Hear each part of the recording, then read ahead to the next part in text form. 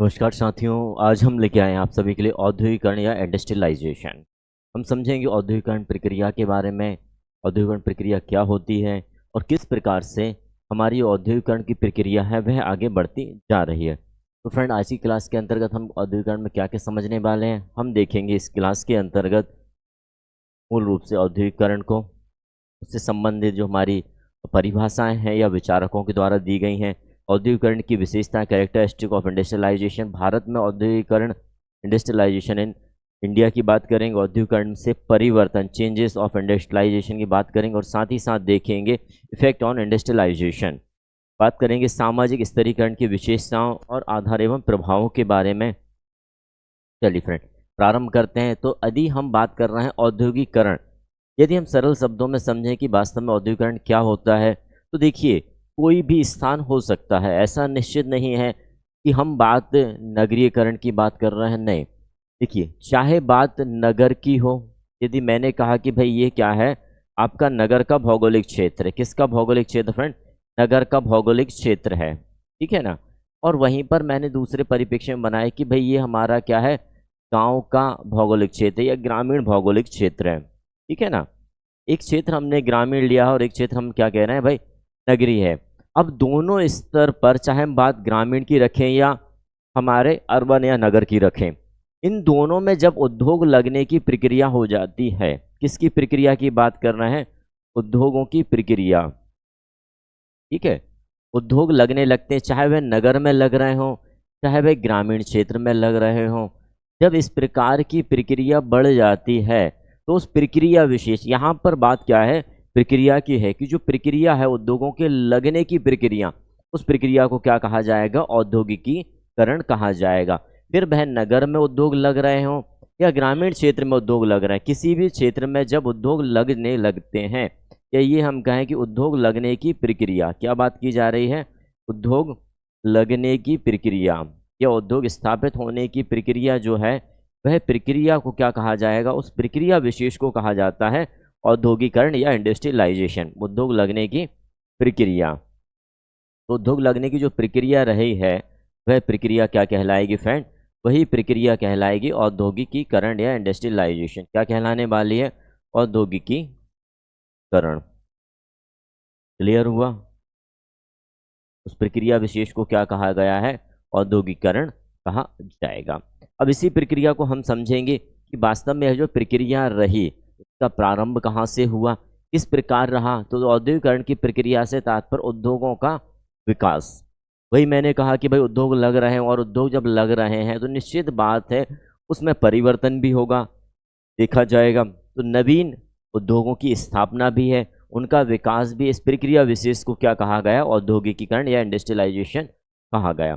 अब जब भी औद्योगिकरण की बात आती है तो हम 18वीं शताब्दी की बात करते हैं, क्योंकि यहाँ पर औद्योगिकरण की क्या हुई, नींव या उद्योगों का प्रारंभ हुआ। कहाँ प्रारंभ हुआ फ्रेंड? इंग्लैंड में। कहाँ प्रारंभ हुआ? इंग्लैंड और यूरोपीय देशों में इसकी नींव रखाई, या यह कह सकते हैं फाउंडेशन जो है हमारा इंडस्ट्रियलाइजेशन, वो कहाँ से प्रारंभ होता है? हमारा इंग्लैंड या यूरोपीय देशों से प्रारंभ होता है।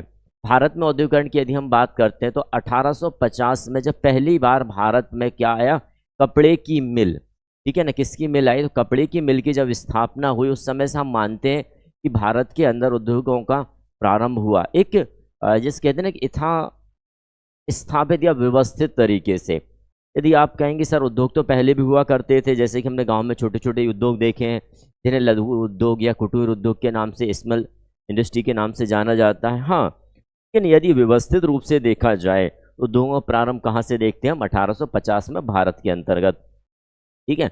द ग्रोथ ऑफ सिटीज में मैक्स वेबर ने, मैक्स वेबर की बहुत फेमस पुस्तक है तो विशेष रूप से औद्योगिकरण के बारे में लिखी गई, वहां पर मैक्स वेबर ने फैक्ट्री पद्धति औद्योगिक विकास का चतुर्थ चरण पाया। उन्होंने कहा कि जो फैक्ट्री पद्धति है, देखिए हमने कहा ना कि यदि पहले से देखें तो पहले क्या हुआ करता था भाई, लघु उद्योग चल रहे हैं, कुटीर उद्योग चल रहे हैं, ठीक है। अब इन्हीं उद्योगों को आगे बढ़ाया गया तो हमने क्या देखा, कुटीर हो गए, लघु हो गए, फिर आपके आते हैं कि थोड़े व्यवस्थित तरीके से, ठीक है ना, व्यवस्थित तरीके से आए तो फैक्ट्री पद्धति जो रही वो चौथे चरण में आती है उद्योगों के। वहीं पर औद्योगिकरण तथा नगरीकरण एक ही सिक्के के दो पहलू हैं। हमने कहा ना नगरीकरण में हम क्या देखते हैं कि व्यवस्थाओं का बढ़ जाना। कोई भौगोलिक क्षेत्र है, उस भौगोलिक क्षेत्र में जो वर्तमान व्यवस्थाएं हैं, वर्तमान संसाधन है, उन संसाधनों में क्या आ जाए, वृद्धि आ जाए, प्रोग्रेसिव वृद्धि आती है। तो हम उसे क्या कहते हैं कि भाई यह जो गांव था, यह क्षेत्र था, वह किस में बदल गया है, नगर में बदल गया। तो उस प्रक्रिया को कहीं ना कहीं हम कह सकते हैं कि एक तरफ हम उसे कह सकते हैं नगरीकरण। लेकिन नगरीकरण में और भी अन्य चीज़ों को ध्यान दिया जाता है, मात्र उद्योग को ध्यान नहीं दिया जाता। लेकिन यदि औद्योगिकरण की बात की जा रही है तो औद्योगिकरण में विशेष जो हमारा केंद्र बिंदु बन रहा है वह इंडस्ट्री या उद्योग ही बनते हैं। क्लियर? इसलिए इसे एक ही सिक्के के दो पहलू के रूप में देखा गया है। देखिए, ठीक है, ऐसी प्रक्रिया इसमें लघु उद्योग का स्थान बड़े पैमाने पर किसने ले लिया, उद्योग ले लिए। लघु हम देखते थे पारिवारिक इकाई है, और पारिवारिक इकाई के द्वारा ही लघु उद्योगों का क्या किया जाता था, संचालन किया जाता था। लेकिन इन्हीं इकाइयों को एक ब्रॉड कॉन्सेप्ट यदि आ जाता है और हम प्रत्येक कार्य के लिए एक इंफ्रास्ट्रक्चर डेवलप कर लेते हैं कि भाई यदि हमें मशीनरी का प्रयोग करना है तो भाई हमारे पास मशीनरी के स्पेशलिस्ट होंगे, कोई ऐसा विशेष कार्य उसके स्पेशलिस्ट होंगे, तो हम उसे क्या कहेंगे, इंडस्ट्री कहेंगे, है ना। आगे बात है व्यापक अर्थों में औद्योगिकरण के द्वारा देश की संपूर्ण आर्थिक संरचना को परिवर्तित किया जा सकता है। बिल्कुल निश्चित किया जा सकता है, क्योंकि जब भी उद्योग का प्रारंभ होता है, मान के चलिए यहाँ पर एक ग्रामीण समाज या गांव हुआ करता था। अब इस गांव में क्या हुआ भाई, विभिन्न प्रकार के उद्योग या इंडस्ट्री लगना यहाँ से प्रारंभ हो जाते हैं। जब उद्योग या इंडस्ट्री लगना प्रारंभ होते हैं तो उद्योग के साथ साथ क्या हुआ भाई, विभिन्न प्रकार की अन्य संरचनाओं में यहाँ पर परिवर्तन हम देख लेते हैं। जैसे हम कहेंगे यहाँ पर हमारी सामाजिक संरचना में परिवर्तन आ जाएगा, ठीक है ना। जो हमारी सामाजिक संरचना है या सामाजिक इकाई है उसमें परिवर्तन आएगा। निश्चित बात है हमारी सांस्कृतिक इकाइयों में यहाँ पर परिवर्तन आ जाएगा। और भी यदि हम बात करें तो आर्थिक इकाइयों में हमारा परिवर्तन आना तो निश्चित ही है। आर्थिक इकाई है हमारी, ठीक है ना, सामाजिक इकाई है, सांस्कृतिक इकाई है, इन सभी में कहीं ना कहीं हमारे पास परिवर्तन को हम देखते हैं। इसलिए हम कह सकते हैं कि जब आर्थिक संरचना को ध्यान से देखा जाए तो वह मूल रूप से किस में देखा जाता है, उद्योगों में। भाई आपके आसपास कोई उद्योग लग रहा है तो वहाँ के आसपास का जो भौगोलिक क्षेत्र रहेगा वह कहीं ना कहीं क्या हो जाएगा, बढ़ने लगता है। चलिए आगे बात कर रहे हैं संकुचित अर्थ में औद्योगिकरण से तात्पर्य निर्माता उद्योगों की स्थापना, ठीक है, स्थापना और विकास की बात। यदि हम छोटे से कॉन्सेप्ट में यदि देखें औद्योगिकरण को तो विशेष रूप से हम क्या देखेंगे कि भाई उद्योग ही लग रहे हैं ना, उद्योगों में ही परिवर्तन आ रहा है, इंडस्ट्री पुटअप हो रही है और इंडस्ट्री में क्या आ रहा है, नई नई प्रौद्योगिकी आ रही है, नई नई तकनीक आ रही है, यानी उन्हें क्या किया जाएगा, विकास के रूप में आगे बढ़ाया जाएगा। तो इस प्रकार का हम देख सकते हैं। कुशलता की वृद्धि के बारे में हम करते हैं, कुशलता की वृद्धि हो जाती है, जीवन स्तर ऊपर उठने लगता है। भाई यहाँ पर यदि आपके पास जो क्षेत्र है उस क्षेत्र में नई तकनीक नहीं है, लेकिन किसी कारण वह नई तकनीक यहाँ पर आ जाती, तो निश्चित बात है तकनीक के आ जाने से यह क्षेत्र इस तकनीक का क्या करेगा, उपयोग तो अवश्य करेगा। और यदि उपयोग करता है तो निश्चित बात है उसके जीवन स्तर में क्या हो जाएगी, वृद्धि होने लगेगी। ठीक है, ये वैश्विक कॉन्सेप्ट है, ग्लोबलाइज कॉन्सेप्ट है कि हम यदि वैश्विक अवधारणा को अपनाते हैं तो निश्चित बात है यह माना जाता है कि हमने अपने जीवन स्तर में क्या किया है, प्रगति की है, ऐसा देखने में आता है। ठीक है, इसी को तो कहा जाता है कि भाई आधुनिकीकरण। हम वैश्विक स्तर पर कोई भी धारणा आती है और उस धारणा को यदि अपना लेते हैं तो हम क्या कहते हैं कि भाई हम आधुनिक व्यक्ति हैं या आधुनिकीकरण की प्रक्रिया को अपना रहे हैं। इस प्रकार से बातें आती हैं। औद्योगिकरण दो शब्दों से मेल से बना, उद्योग और करण। उद्योग का अर्थ क्या है, कारखाना, और करण का अर्थ क्या हो जाता है फ्रेंड, स्थापित करना। क्या हो जाता है, यदि कभी शब्द पूछ लिया जाए कि औद्योगिकरण किन किन शब्दों से बना है तो हम कह सकते हैं भाई उद्योग से बना है और करण से बना। उद्योग का अर्थ क्या है, कारखाने से लगाया जाता है, और करण का अर्थ किससे लगाया जाता है, स्थापित करने से लगाया जाता है। वहीं पर परिभाषाओं को यदि हम देखें तो विल्बर्ट मूर के द्वारा क्या कहा गया, भाई विल्बर्ट मूर कहते हैं औद्योगिकरण का तात्पर्य आर्थिक उत्पादन, किससे बात की गई है, आर्थिक उत्पादन के लिए शक्ति का निर्जीव साधनों पर विस्तृत प्रयोग करना। निर्जीव साधनों यानी कि मशीनरी की बात यहाँ पर आ गई हमारे, ठीक है ना। यह सब कुछ संगठन, यातायात, संदेश वाहन आदि के द्वारा उत्पन्न होता है। क्यों हो रहा है, क्योंकि देखिए जब आप किसी उद्योग को लगा रहे हैं तो निश्चित बात है परिवहन व्यवस्था के द्वारा आप मशीनरी मंगाएंगे, रॉ मटेरियल मंगाएंगे, इंफ्रास्ट्रक्चर निर्माण करेंगे, तो एक संगठित व्यक्तियों का हमें संगठन भी आवश्यक हो जाता है।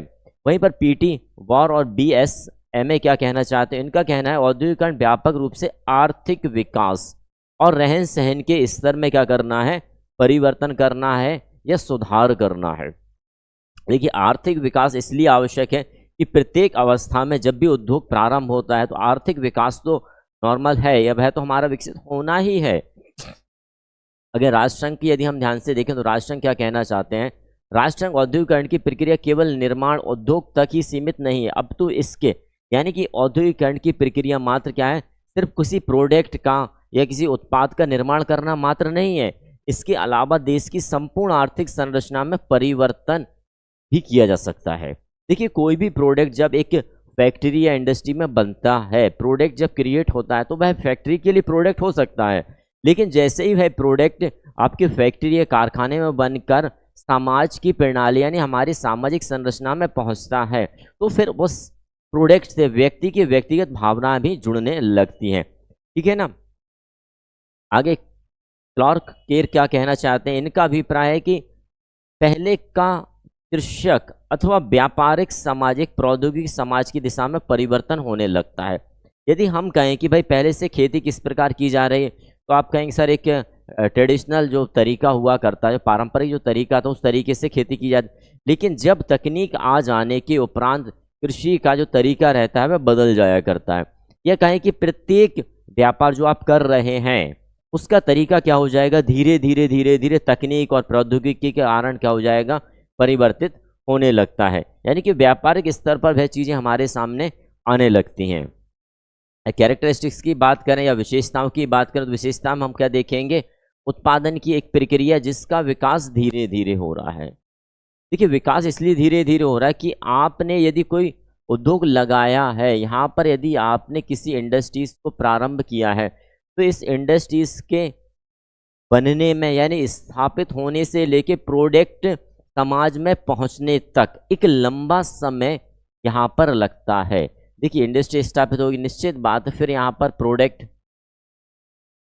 ठीक है ना। अब प्रोडक्ट को क्या करना है, प्रोडक्ट भी कई चरणों से होकर गुजरता है। यहाँ पर ऐसा नहीं कि प्रोडक्ट बन गया तो डायरेक्ट हमारे कस्टमर के हाथ में या हमारे सामाजिक संरचना में उतर गया, नहीं भाई प्रोडक्ट भी आया तो निश्चित बात ही कंपनी से प्रोडक्ट होलसेल पे जाएगा, ठीक है ना। होलसेल से फिर आपका कहाँ है, थोक के बाद फिर फुटकर पे आया, स्मॉल स्केल पे आया, फिर जाके हम कहते हैं कि हमारे जो पारिवारिक संरचना है वहाँ तक यह पहुँच पाता है। यानी कि व्यक्ति के हाथ में कब आ रहा है ये, जब एक संरचना के थ्रू उतरता है। तो इस प्रकार हम देखते हैं कि एक लंबा समय हमारे पास लग ही जाता है। मानवीय शक्ति की अपेक्षा मशीन की शक्ति पर यहाँ पर बल दिया जाता है। ह्यूमन एफर्ट्स तो है, देखिए बिना ह्यूमन एफर्ट्स के किसी भी इंडस्ट्रीज को स्थापित करना नामुमकिन है।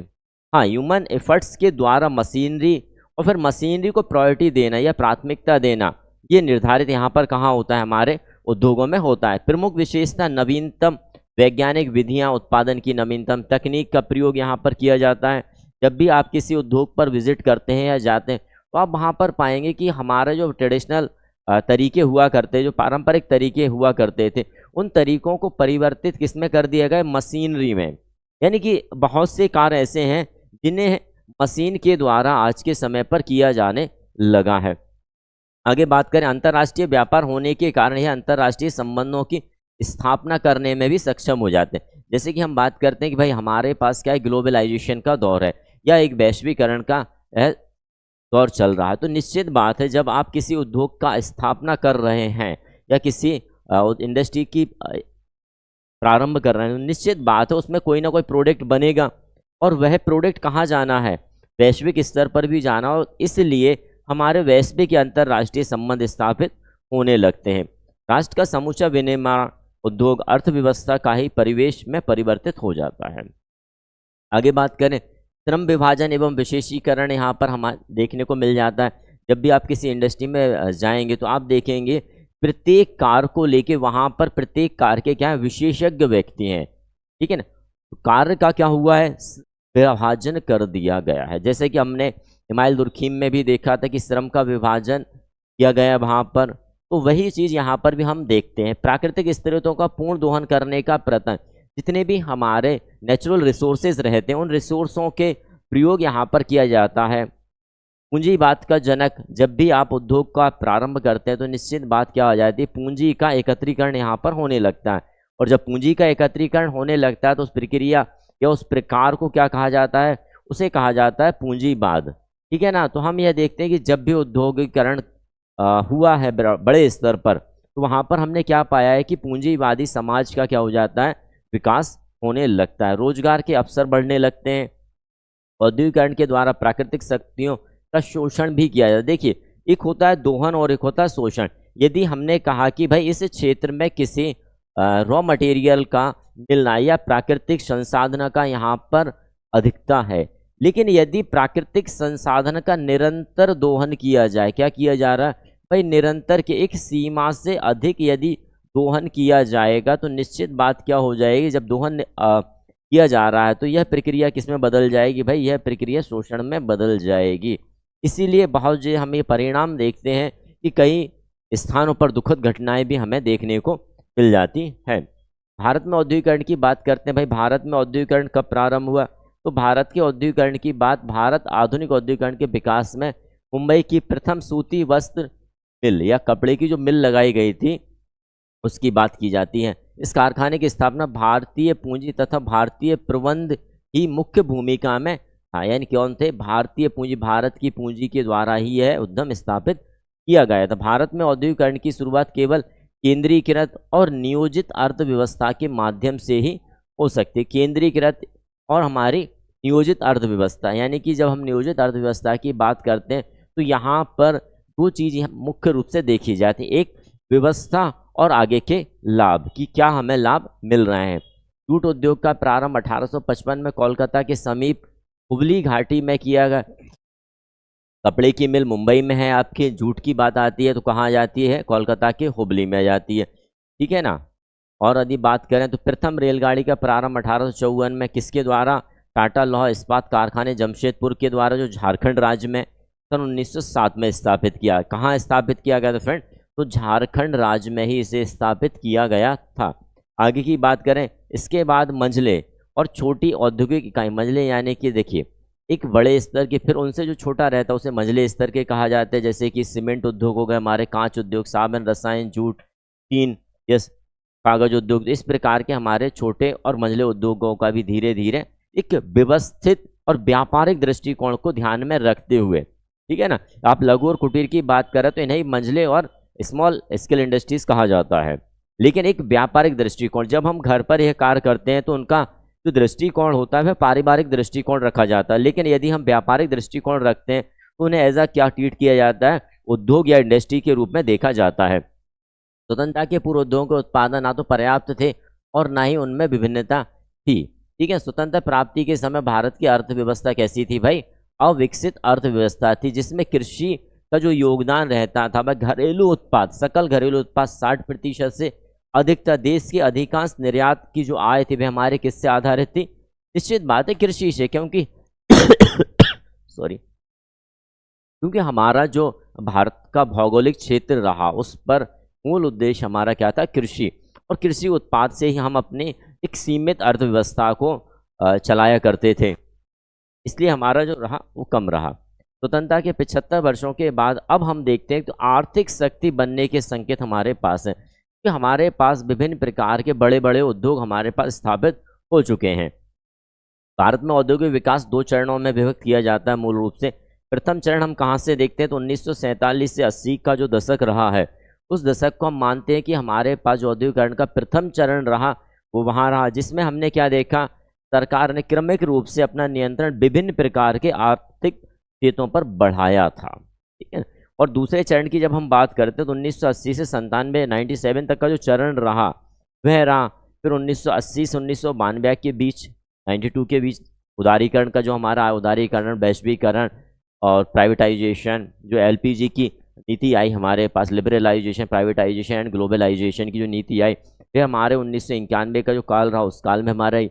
और वहीं काल से हमारे पास क्या हुई, एक आर्थिक व्यवस्था जो हमारी रही वह पूंजीवादी व्यवस्था में धीरे धीरे क्या हुई, बदलती गई। स्वतंत्रता के पश्चात भारत में व्यवस्थित योजनाएं रखी गई, वह योजनाएं क्या थी, तो विभिन्न प्रकार से हमने सामुदायिक विकास कार्यक्रमों का प्रारंभ किया, जिससे कि हम फिर अपनी अर्थव्यवस्था को क्या कर सकें, सुदृढ़ कर सकें। सामुदायिक विकास कार्यक्रमों के उपरांत हमने पंचवर्षीय योजनाओं का प्रारंभ किया, यानी कि हमारा जो 5 ईयर प्लान है वह 5 ईयर प्लान में हम क्या क्या कर सकते हैं। तो इस प्रकार से हमारी पंचवर्षीय योजनाओं का हमने निर्माण किया और निर्माण में हमने अपनी प्लानिंग को आगे बढ़ाते गए। औद्योगिक नीति संकल्प 1948 1948 में क्या रहा हमारे पास, तो यहाँ पर हमने भारत को क्या दिया, मिश्रित आर्थिक मॉडल को अपनाया। मिश्रित यानी कि जहाँ पर हम क्या कर सकते हैं, प्राइवेट और हमारा पब्लिक के आधार पर दोनों अर्थव्यवस्थाओं को मिलाकर हम एक नई अर्थव्यवस्था जो बनाई वह हमारी क्या कहलाती है, मिश्रित अर्थव्यवस्था मॉडल यहाँ पर हमने अपनाया। उद्योग की 4 श्रेणियों में वर्गीकृत किया गया। यहाँ पर ऐसे उद्योग जो हमारे आर्थिक सुरक्षा के नज़रिए से महत्वपूर्ण रहे, ऐसे उद्योग जो निजी क्षेत्र के नियंत्रण में रहे, ऐसे उद्योग जो बुनियादी या बेसिक रहे, और इसके अलावा जो उद्योग रहे उन्हें हमें अदर इंडस्ट्रीज या अन्य उद्योग में हमने रख दिया। तो ये हमारा वर्गीकरण जो है हमारा मिश्रित आर्थिक व्यवस्था पर आधारित रहा हमारे लिए।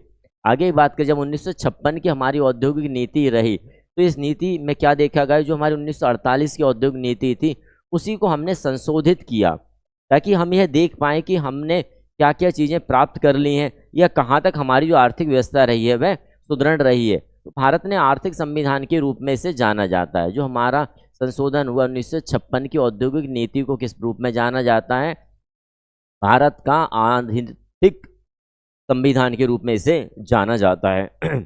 सार्वजनिक क्षेत्र के विस्तार को तत्काल आवश्यकता रही, सरकारी क्षेत्र को बढ़ाने की आवश्यकता रही, उद्योगों में स्वामित्व और प्रबंधन के पृथक्करण को प्रोत्साहन दिया। देखिए यहाँ पर हम बात कर रहे हैं प्रबंधन या मैनेजमेंट, यानी कि जब भी कोई आप उद्योग लगा रहे हैं, किसी भी उद्योग को लगाने के उपरांत क्या है, विभिन्न प्रकार की जो व्यवस्थाएं रहती हैं उद्योग में। जैसे कि मैं बात कर रहा हूँ कि आप यहाँ पर उद्योग लगा रहे हैं, भाई उद्योग में क्या क्या आवश्यकता है, तो भाई आपने कहा रॉ मटेरियल की आवश्यकता है, मशीनरी की आवश्यकता है हमारे पास, ठीक है ना, मशीनरी की हमारे पास आवश्यकता है, और मशीनरी के साथ साथ हमारे पास क्या है, श्रम की आवश्यकता, यानी कि श्रम कौन करेगा, तो श्रम की बात भी आ जाती है। श्रम के बाद फिर व्यवस्था कौन जमाएगा, ठीक है, व्यवस्था की बात भी यहाँ पर हमारे पास आ जाती है। मैनेज कौन करेगा, इन सारी चीज़ों को ध्यान में रखते हुए हमने प्रबंधन, यानी कि यदि कोई व्यक्ति ओनर है, मालिक है, तो इस मालिक के द्वारा इन सारी चीज़ों की व्यवस्था या हमारी जो यूनिट के सभी को सही प्रकार से व्यवस्थित नहीं किया जा सकता, इसलिए यहाँ पर पृथक्करण किया गया है किसका, स्वामित्व और प्रबंधन, यानी मैनेजमेंट को यहाँ पर से अलग रखा। तो यहीं से हम देखते हैं कि हमारे यहाँ जो मैनेजमेंट का दौर आया, प्रबंधन का दौर आया, उसका प्रारंभ भी हम 1956 की औद्योगिक क्रांति के अंतर्गत देखते हैं। निजी एकाधिकार के उदय को रोकना, देखिए हमने पहले यहाँ पर मिश्रित अर्थव्यवस्था में क्या निजी स्वामित्व की बात भी की थी, लेकिन यदि निजी स्वामित्व अत्यधिक बढ़ जाएगा तो स्थिति क्या होनी, स्थिति बिगड़ सकती है, इसलिए उस निजी एकाधिकार को भी रोकने का यहाँ पर प्रयास रहा। कुटीर एवं लघु उद्योगों पर जोर दिया गया। क्यों दिया गया भाई, इसलिए दिया गया कि हमारी जो रीढ़ है, भारत देश की जो रीढ़ है वह क्या थी, भारत देश की रीढ़ भाई कृषि थी, और कृषि से संबंधित जो उद्योग रहे वह हमारे क्या रहे, लघु उद्योग रहे, और हमारे जो उद्योग रहे वह कुटीर उद्योग रहे। यदि इनका ध्यान ना दिया जाए तो भारत की जो अर्थव्यवस्था है पूर्णतः क्या हो सकती थी, चरमरा सकती थी। इसलिए यहाँ पर भी इन उद्योगों को ध्यान दिया गया। जैसे कि आपने देखा होगा कि नेहरू मॉडल जो आया, नेहरू मॉडल बड़े उद्योगों की बात करते थे, वहीं पर जो गांधीवादी मॉडल रहा वह छोटे छोटे लघु और कुटीर उद्योगों की बात किया करते थे। तो दोनों उद्योगों का आवश्यक है, और दोनों उद्योगों के माध्यम से ही हम एक संपूर्ण या एक वैश्विक अर्थव्यवस्था को यहाँ पर प्राप्त कर सकते हैं। तो दोनों चीज़ों को यहाँ पर ध्यान रखा गया। औद्योगिक नीति वक्तव्य 1956 के अनुसार उद्योगों को 3 श्रेणी में वर्गीकृत किया गया। खंड ए, बी और सी में इस प्रकार से इन्हें वर्गीकृत किया गया था। पहले हमने 4 श्रेणी में देखा था, बुनियादी श्रेणी में हमने देखा था, ठीक है, कुटीर और लघु की श्रेणी में हमने देखा था, और अन्य की। औद्योगिक नीति वक्तव्य 1977 रहा, फिर नीति 1981 रही, नई औद्योगिक नीति 1991 में, जिसमें आर्थिक सुधार की बात यहाँ पर रखी गई। इसका उद्देश्य क्या रहा, तो सार्वजनिक क्षेत्रों में आरक्षण से मुक्त करने की बात यहाँ पर की गई थी। औद्योगिकरण से परिवर्तन क्या होगा, देखिए औद्योगिकरण से परिवर्तन कई प्रकार से होते हैं। चूंकि हमारा विषय क्या है, समाजशास्त्र, तो हम यहाँ पर मूल रूप से किन परिवर्तनों को देखने वाले हैं, सामाजिक परिवर्तनों को देखने वाले हैं। सामाजिक परिवर्तनों की यदि हम बात करें तो सामुदायिक भावना का ह्रास, लैक ऑफ सामुदायिक भावना की बात यहाँ पर की, यानी कि अब क्या हुआ, स्वामित्व एक के हाथ में आ गया। जब एक के हाथ में स्वामित्व आएगा तो निश्चित बात है अन्य व्यक्तियों का कहीं ना कहीं ह्रास हो जाएगा। व्यक्तिवादिता की प्राथमिकता यहाँ बढ़ती गई, श्रम का विशेषीकरण हो गया यहाँ पर, धर्म के प्रभाव में धीरे धीरे कमी आने लगी, प्रकृति से दूरी हमारी होने लगी। क्योंकि देखिए जब आप इंडस्ट्री से जुड़ गए हैं तो निश्चित बात है स्थिति क्या होने वाली है यहाँ पर, प्रकृति से कहीं ना कहीं हम क्या होते जाएंगे, दूर हो जाएंगे। मूल रूप से जब हम कृषि की बात करते थे तो कृषि में हम क्या देखते थे कि प्रत्येक आधार पर हम प्रकृति से जुड़े हुए रहेंगे। लेकिन अब क्या हुआ, एक विशेष समाज इस प्रकृति से जुड़ा जो रॉ मटेरियल या कच्चा माल उद्योगों को भेजा करता था या सेंड किया करता था, वह समाज इससे जुड़ा रहा। बाकी अन्य से हमारी क्या होने लगी, अन्य व्यक्तियों की प्रकृति से दूरी होने लगी। भौतिकवादिता दृष्टिकोण का विकास हुआ। भौतिकवादी दृष्टिकोण का इसलिए विकास हो गया कि प्रत्येक व्यक्ति किसकी बात पर आई, उद्योग की बात। कृषि से हटके हम कहाँ आ चुके थे फ्रेंड, उद्योग पर आ चुके थे। और उद्योग में जब हम आ जाए तो वहाँ पर हम भौतिक संरचना से के काफ़ी नज़दीक रहते हैं और भौतिक संरचना से हमारा क्या होने लगा, जुड़ाव होने लगा। नई बीमारियों का जन्म, निश्चित बात है प्रकृति से हटेंगे और उद्योगों में विभिन्न प्रकार के जो प्रोडक्ट बनाए गए तो उन प्रोडक्ट से निकला हुआ प्रदूषण के कारण हमें विभिन्न प्रकार की नई बीमारियों को भी यहाँ पर देखना पड़ा। सामाजिक नियंत्रण का अभाव, पहले का सामाजिक नियंत्रण यदि हम बात करें तो भाई विशेष आधार पर समाज पर एक पूर्ण तरीके से क्या देखा जाता था, सामाजिक नियंत्रण यहाँ पर देखने को मिल जाया करता था। लेकिन जब हम बात किसकी कर रहे हैं, औद्योगिकरण की बात करते हैं, तो औद्योगिकरण में यह समाज का एक पक्ष माइग्रेशन में जो गया, यानी कि प्रवास भी किया ना, तो प्रवास के कारण परिवारों से दूरी हो गई, हमारे समाज से दूरियां हो गई और उन दूरियों के कारण सामाजिक नियंत्रण में क्या हुआ, कमी आती गई। जाति प्रथा में परिवर्तन, जाति प्रथा को हम मूल रूप से कैसे देखते हैं कि ग्रामीण व्यवस्था के अंतर्गत हम जाति व्यवस्था को देखते हैं। लेकिन जब हम औद्योगिकरण में जाते हैं तो निश्चित बात है औद्योगिकरण में हमने क्या पाया भाई, वर्ग या क्लास की बात यहाँ पर आ जाती है। जहाँ पर वर्ग या क्लास की प्रवृत्ति बढ़ती जाती है वहाँ पर जाति की क्या स्थिति रही, कहीं ना कहीं जातिगत व्यवस्था में परिवर्तन यहाँ पर हम देखते हैं। ठीक है ना। सामाजिक विघटन एवं अपराध की जो दर रही वह धीरे धीरे क्या होती गई, बढ़ती गई। श्रम संगठनों का निर्माण, जैसे कि श्रम का विभाजन हुआ। अब निश्चित बात है श्रम का यदि विभाजन किया गया है तो श्रम के विभाजन करने के उपरांत श्रम संगठनों का क्या हुआ, निर्माण धीरे धीरे होने लगा। जैसे कहा ना कि भाई आपके लिए श्रम का विभाजन, अब एक श्रम हुआ करता था, इस श्रम को विशेषीकरण के आधार पर कई हिस्सों में बांट दिया गया। जैसे कि मैं कहूँ कि भाई एक अपन छोटी सी बात करें कि एक साइकिल का निर्माण हो रहा है तो एक व्यक्ति के द्वारा भी किया जाता था, लेकिन फिर देखा गया कि भाई साइकिल के पार्ट्स किसी दूसरे व्यक्ति के द्वारा आएंगे, फिर टायर किसी दूसरे के द्वारा, फिर ट्यूब किसी दूसरे के द्वारा, फिर उसे असेंबल कोई और करेगा, मार्केट में लेके कोई और जाएगा, सेल कोई और करेगा। तो इस प्रकार से हमने अब इन श्रम का विभाजन, तो यहाँ पर हमने क्या देखा कि इस श्रम से संबंधित संगठन भी बढ़े भाई, ऐसे इसके संगठन बढ़े, फिर सभी आधार पर हमने क्या देखा, इन श्रम से संबंधित सभी के क्या हुए, संगठन भी निर्मित होने लगे। कृत्रिम व्यवहार एवं औपचारिकता, अब व्यक्ति किस प्रकार से व्यवहार करने लगा, औपचारिक आधार से कि हाँ भाई मुझे आपसे आवश्यक है तो मैं आपसे क्या करूँगा, व्यवहार बनूंगा, और आवश्यकता नहीं तो व्यवहार तोड़कर चले जाएंगे। इस प्रकार की हमने कृत्रिमता हमारे सामाजिक संबंधों में देखी।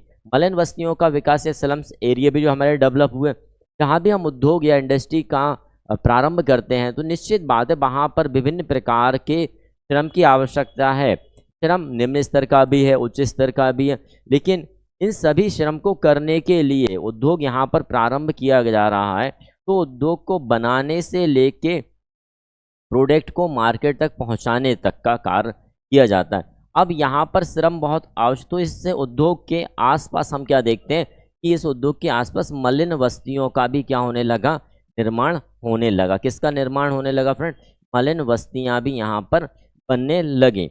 मनोरंजन के व्यापारीकरण, मनोरंजन या हमारा जो एंटरटेनमेंट है उसका भी क्या हो गया, व्यापारीकरण हो गया। जैसे कि आपने देखा होंगे बहुत सारे जो हमारे गेम्स हैं उन गेम्स के क्या बन गए, क्लब बन गए कि भाई आप आइए मनोरंजन कीजिए, क्लब्स में इतना जो फीस रहेगी वह फीस पे कीजिए, अब चले। तो यानी कि हमारे मनोरंजन का भी क्या हो गया, व्यापारीकरण, व्यवसायीकरण यहाँ पर हो जाता है। आर्थिक आधार पर क्या क्या परिवर्तन हम देख सकते हैं, तो आर्थिक आधार पर हमने क्या देखे भाई, सबसे पहले तो नगरीकरण की बात कर लें कि जैसे ही औद्योगिकरण प्रारंभ होता, हमने कहा ना औद्योगिकरण वास्तव में एक ही, नगरीकरण और औद्योगिकरण एक ही सिक्के के दो पहलू हैं। तो नगरीकरण की प्रक्रिया कहीं ना कहीं इस प्रक्रिया को हमने देखा, उत्पादन में वृद्धि। निश्चित बात है, जब चीज का प्रारंभ होता है तो हम यह देखते हैं कि यदि धीरे धीरे मांग बढ़ती जाएगी, भाई समाज के अंदर यदि यह समाज है, इस समाज में किसी प्रोडक्ट का आना हुआ, समाज के अंतर्गत क्या आ रहा, कोई प्रोडक्ट आता है, जब कोई भी प्रोडक्ट आएगा, धीरे से यहाँ पर नया कोई प्रोडक्ट आ रहा, तो समाज की मांग धीरे धीरे क्या हो जाएगी, समाज की मांग बढ़ जाएगी। और यदि मांग बढ़ती है तो मांग की पूर्ति किसके द्वारा की जाएगी, उद्योगों के द्वारा की जाएगी। और उद्योगों के द्वारा जब पूर्ति की जा रही है तो निश्चित बात है उन्हें प्रोडक्टिविटी को क्या करना पड़ेगा, इंक्रीज करना पड़ेगा, यानी उत्पादन की वृद्धि यहाँ पर हमने देखी। देखिए कुटीर उद्योग धंधों का ह्रास, भाई जो हमारे छोटे छोटे उद्योग थे, जब बड़े उद्योग आ जाएंगे तो निश्चित बात है हमारे छोटे उद्योग रहे उनका क्या हो जाएगा, धीरे धीरे धीरे खत्म वो होने लगे। वही स्थिति रही जब आपने देखा होगा कि हमारी जो नीति आई, बड़े उद्योग भारी उद्योग जिस कार्यकाल में हमारे भारत के अंदर निर्मित हुए, उसी दौरान आपने यह देखा होगा कि हमारे छोटे उद्योग रहा, कुटीर उद्योग रहे, हमारे लघु उद्योग रहे, उनमें धीरे धीरे क्या हुई, कमी आने लगी। श्रमिक संघर्ष एवं चेतना, अब श्रमिक क्या होने लगा, जो श्रम अपना बेचना चाहता है वह हमारे लिए क्या होता है, श्रमिक होता है। लेकिन इन श्रमिकों का भी क्या होगा, एक संगठन बनने लगा, और संगठन के आधार पर इन श्रमिकों में क्या होगा, संघर्ष उत्पन्न होता गया। क्यों होता गया, क्योंकि हमने यह देखा कि कुटीर उद्योग खत्म हो रहा है, पारिवारिक उद्योग आपके खत्म हो चुके हैं, अब व्यक्ति उद्योगों पर ही श्रम अपना बेच सकता है।